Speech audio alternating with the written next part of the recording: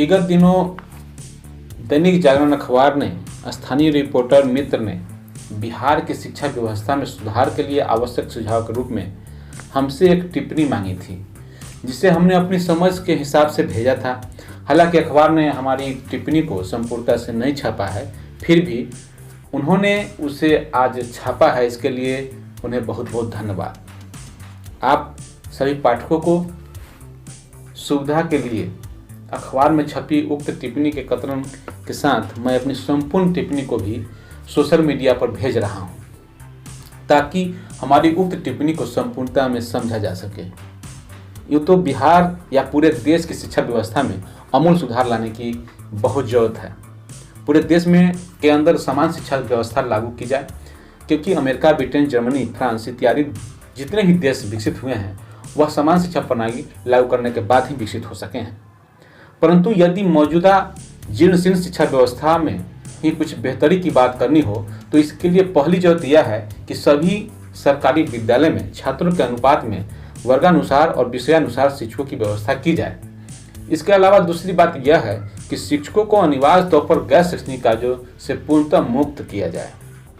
केवल भवन निर्माण और मध्याह्न भोजन बनवाने वितरित करवाने के काम से ही उन्हें मुक्त नहीं किया जाए, बल्कि बीएलओ जैसे चुनाव कार्य एवं हर हफ्ते कुछ न कुछ नए पुराने रिपोर्ट बनाकर पदाधिकारियों को भेजने के कार्यों से भी उन्हें पूर्णतः मुक्त किया जाना चाहिए, ताकि प्रधानाध्यापक से लेकर तमाम शिक्षक अपनी पूरी ध्यान पठन पाठन पर केंद्रित कर सकें। हाँ, रिपोर्ट्स, मध्याह्न भोजन एवं अन्य कार्यों के लिए किरानी एवं विद्यालय मैनेजर इत्यादि की नियुक्ति प्रत्येक विद्यालय में की जानी चाहिए। ऐसे परिस्थिति में निर्मित करने के उपरांत शिक्षकों के लिए पठन पाठन की न्यूनतम जवाबदेही भी ठोस की जानी चाहिए और न्यूनतम जवाबदेहियों को भी पूरा न कर सकने वाले शिक्षकों पर कार्रवाई की भी व्यवस्था की जानी चाहिए। मसलन किसी खास विषय को खास वर्ग में पढ़ाने वाले शिक्षक से संबंधित वर्ग के बच्चों में से यदि 50% बच्चे भी उक्त विषय में न्यूनतम अधिगम स्तर को प्राप्त नहीं कर पाते हैं तो वह शिक्षक भी कार्रवाई के भागी होंगे। इसी तरह से 12वीं तक के सभी बच्चों को बिना भेदभाव के कॉपी, कलम, पोशाक, साइकिल, किताबें इत्यादि उपलब्ध कराई जानी चाहिए। इसी तरह के शिक्षा के लिए एक ऐसे सिलेबस का निर्माण किया जाना चाहिए जिससे बच्चों के अंदर तर्क और वितर्क के आधार पर एक वैज्ञानिक दृष्टिकोण वाले विश्लेषणात्मक समझ विकसित की जा सके तथा समाज तथा देश के अंदर एकता का भाव विकसित हो सके।